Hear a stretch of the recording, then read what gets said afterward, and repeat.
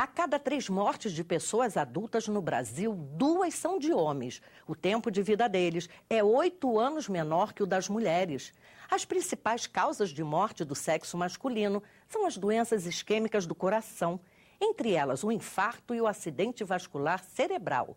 O câncer de próstata também está entre as causas mais frequentes de morte. O aumento de óbitos cresceu 120% em 7 anos, segundo o Instituto Nacional do Câncer. Os homens são mais vulneráveis às doenças graves e crônicas do que as mulheres.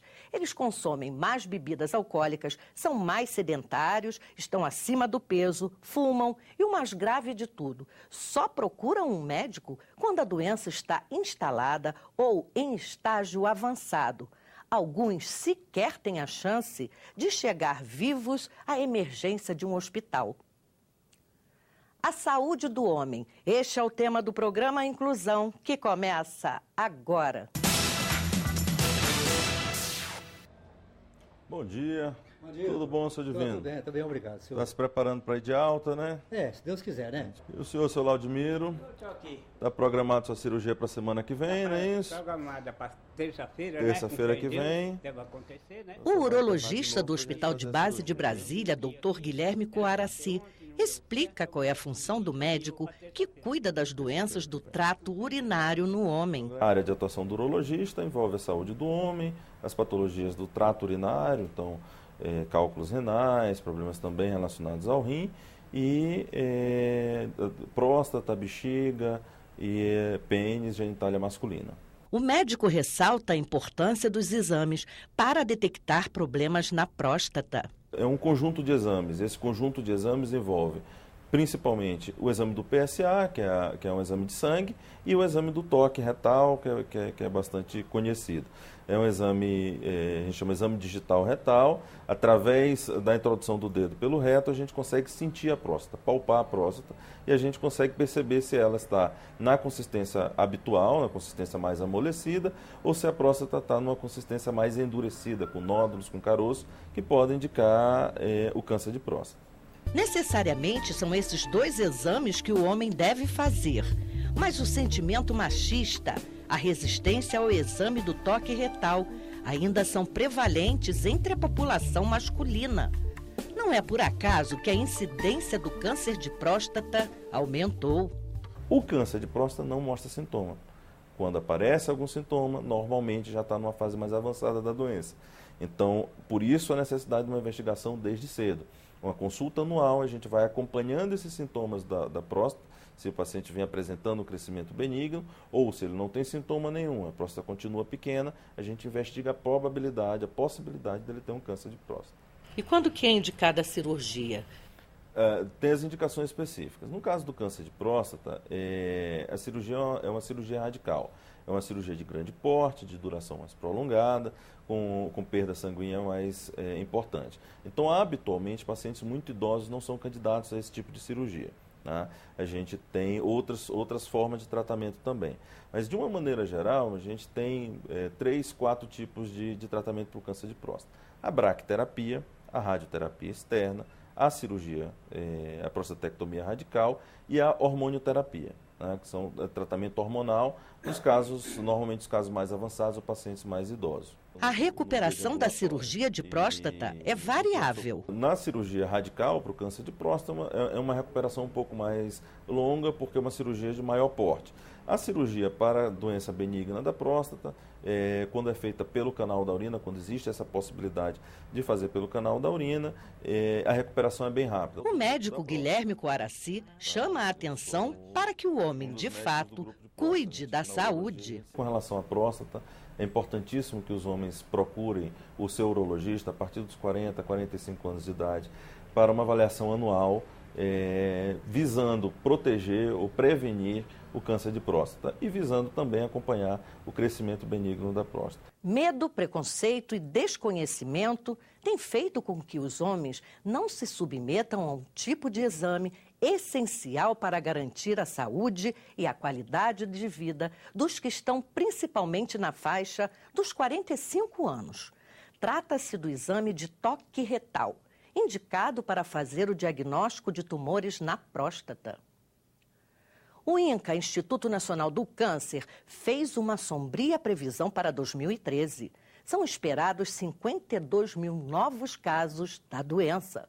Os especialistas chamam a atenção para o diagnóstico precoce, que eleva as chances de cura da doença, que é subestimada pela população masculina. O câncer de próstata corresponde a 25% dos tumores malignos registrados no país. Ao contrário das mulheres, que são bem mais cuidadosas quando o assunto é saúde, o homem, por questões culturais, não costuma procurar o médico para fazer os exames preventivos. Eu afirmo que o homem brasileiro não é diferente dos demais homens. Nós não somos mais preconceituosos que o homem argentino, ou o homem espanhol, ou o homem americano. O que nós somos, infelizmente, é menos informados e menos motivados. Porque a questão do homem, da dificuldade que o homem tem de ir ao médico, não é uma dificuldade do brasileiro, mas é uma dificuldade do gênero masculino.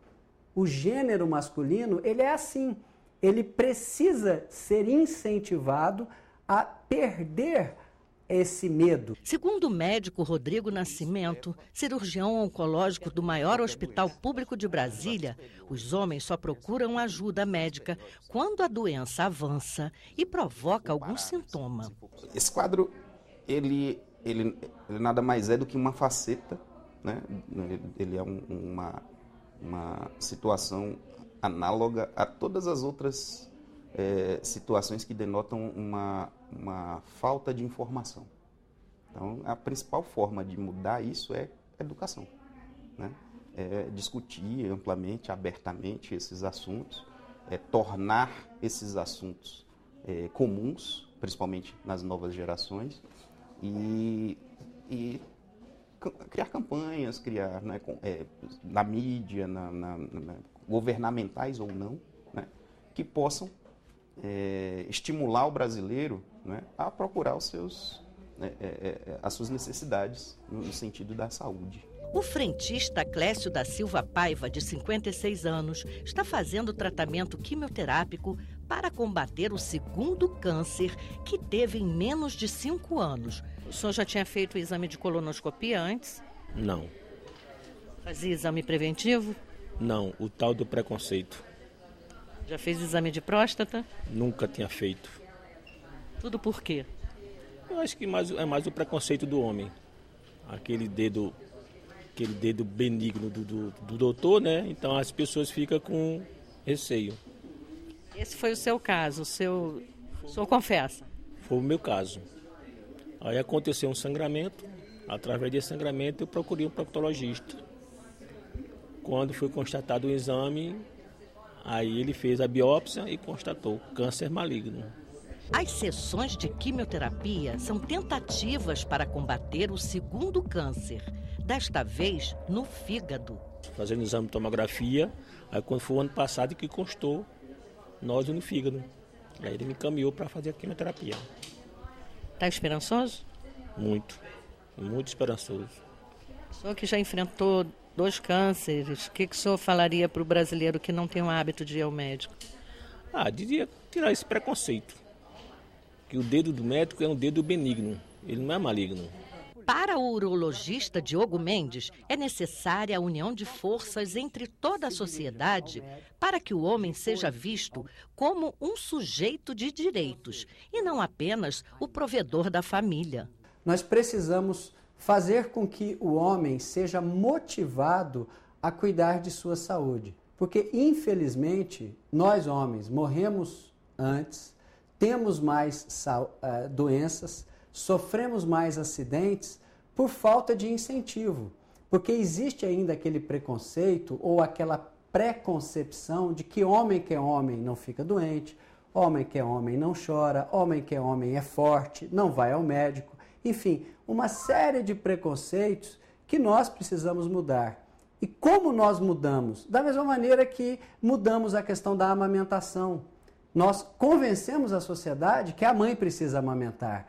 Da mesma maneira que nós convencemos a questão da mama, do câncer de mama, do exame de Papa Nicolau do útero. Ou seja, a mulher é o grande exemplo para o homem. A história de seu Osmário é igual a de muitos outros homens. Ele só procurou o médico porque sentia dores e dificuldade para urinar. A cirurgia de próstata levou tempo para ser realizada.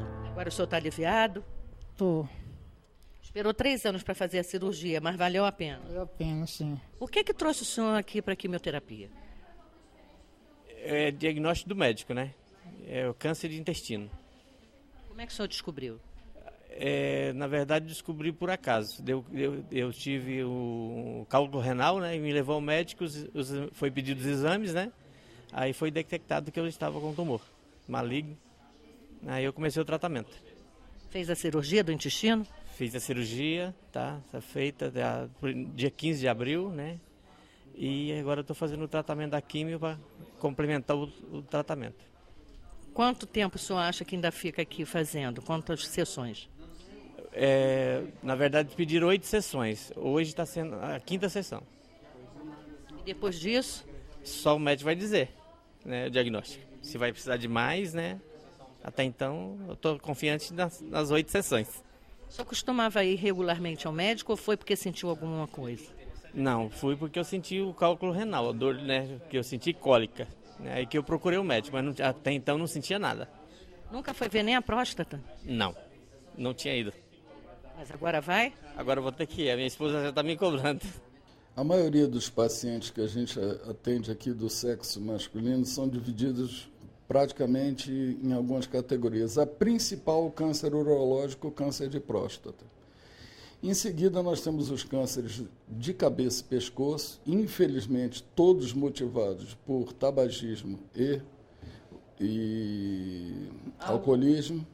E aí vem os cânceres do aparelho digestivo, como câncer de estômago, câncer de cólon, câncer de pâncreas e outros menos comuns. Então, e aí, daí em diante, vem todos os restos das neoplasias que incidem em homem, desde sarcomas, tumores cerebrais, tumores urológicos não próstata, pele não base celular não epidermoide, melanoma e outros tipos de tumores. Mas o maior volume de atendimento aqui é o do câncer de próstata hoje em dia. Por que o homem é tão vulnerável a ele? Infelizmente, existe uma regra que diz que todo homem que envelhecer e todo homem que chegar a uma determinada idade, se não tiver um tumor maligno de próstata, vai ter um tumor benigno de próstata, que é a hiperplasia prostática. Infelizmente, é uma glândula que as pessoas só passam a dar valor quando envelhecem, nem levam em conta enquanto são jovens, né? Evidentemente que eu preciso cuidar da próstata desse homem, porque realmente o câncer de próstata é a doença mais grave que acomete o homem com a maior frequência. O urologista ressalta que no interior do país, o homem tem mais dificuldades de cuidar da próstata. Que junto com o câncer de próstata, eu tenho o aumento da próstata. Quem é do interior já conhece aquele ditado, que todo velhinho faz xixi na botina. Por que ele faz xixi na botina? Porque a próstata cresce, obstrui o fluxo urinário e o jato do netinho dele que faz aquele barulhão nele é fininho, por isso que cai na botina. Isso é uma doença do homem. 1/3 dos homens terão aumento benigno da próstata. Ou seja, se eu pensar que no Brasil tem 100 milhões de homens, 33 milhões de brasileiros teremos aumento de próstata. E teremos que ser tratados por isso. O Brasil é um dos 10 países com o maior índice de mortes por doenças cardiovasculares. Por ano, essas doenças são responsáveis por 30% de todas as mortes registradas no país. Mais de 300 mil pessoas morrem, principalmente de infarto e acidente vascular cerebral. A maioria das vítimas são homens com idade média de 56 anos. Sedentarismo, diabetes, hipertensão, obesidade são fatores de risco, assim como o tabagismo. Quem fuma tem 5 vezes mais chances de sofrer um infarto. Um estudo realizado pelo Instituto do Coração de São Paulo revelou que jovens entre 20 e 40 anos também têm sido surpreendidos com as doenças cardiovasculares. A visita regular ao cardiologista é imprescindível.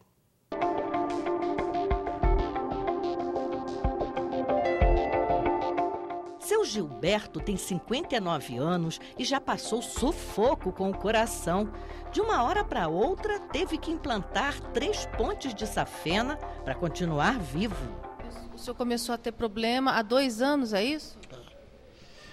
Trabalhar não aguento mais, né? Então, sinto derrotado, né? Mas o senhor fumava, bebia, o senhor cuidava da sua saúde? Não. Não tinha hora de almoço, não tinha hora para dormir, só trabalhando. O excesso de trabalho, somado ao estresse e a falta de tempo para se cuidar, comprometeram a saúde dele. Se o senhor tivesse outra oportunidade, o senhor faria diferente? De quê? Trabalhar? Cuidaria mais da sua saúde? Fazia. Mas, graças a Deus, estou vivo. Eu não posso andar só. Bota o coração. Quem vai falar? O senhor está aqui na cardiologia do Hospital de Base para tratar o quê? Tratar de uma arritmia do coração. Eu tive infarto, né? Amanhã, se Deus quiser, completa 1 ano. Eu tive no dia 14 de setembro de 2012. A desculpa para a falta de cuidados com a saúde é sempre a mesma. Excesso de trabalho e o estresse são os grandes vilões. Mas até que ponto? Sempre me consultava, mas uma coisa que pior eu vivia fazendo, né? Eu bebia não muito. Bebia, fumava, comia muita gordura, muita coisa oleosa. E assim meu colesterol foi alto, subiu. O homem precisa ter um colesterol, e aí há uma dependência genética e ambiental que tem que ser combinada e vista da mesma forma. O homem tem que ter um colesterol no máximo total de 200. Tem que ter um triglicerídeos no máximo de 150. Tem que ter um colesterol bom acima de 40 e um colesterol ruim abaixo de 100. Isso é um ponto. Tem que ter uma glicose, o açúcar do sangue tem que ser menor do que 99 em jejum. Tem que evitar situações conflitivas dentro do possível. Isso talvez seja a parte mais difícil da prevenção primária. Evitar os estresses que são desnecessários para poder ter um alívio na parte emocional. As doenças cardiovasculares envolvem uma miríade de fatores diferentes. Tem a carga genética, que é fato, se a gente tem pessoas com infarto, AVC, pressão alta na família, diabetes, isso são doenças que têm penetrância genética, mas também tem muito do fator ambiental, né? E eu diria que essa é uma carga muito importante dessas doenças e são cargas que a gente consegue controlá-las, né? Então, aí a parte de prevenção tem uma parte enorme aí que consegue, né, que a gente conseguiria modificar esses fatores de risco. No Brasil ainda se morre muito de infarto ou das doenças relacionadas à área do coração, enfim. A mortalidade de doenças cardiovasculares ainda é a primeira causa de mortalidade no Brasil, né? Não só o infarto, mas que nem a gente conversou antes, infarto, AVC, todas essas outras doenças, complicações da pressão alta, que pode ser inclusive insuficiência renal, todas elas são relacionadas à doença cardiovascular. Então, uma recomendação que eu daria a todos é que se cuidem, tenham disciplina, ouçam as campanhas preventivas, elas são válidas. Procure, muito das campanhas de prevenção não depende do governo, depende de cada um. Depende de você caminhar todos os dias, 30 minutos, depende de você conseguir destinar pelo menos esse período do tempo para você mesmo. O Inclusão volta já!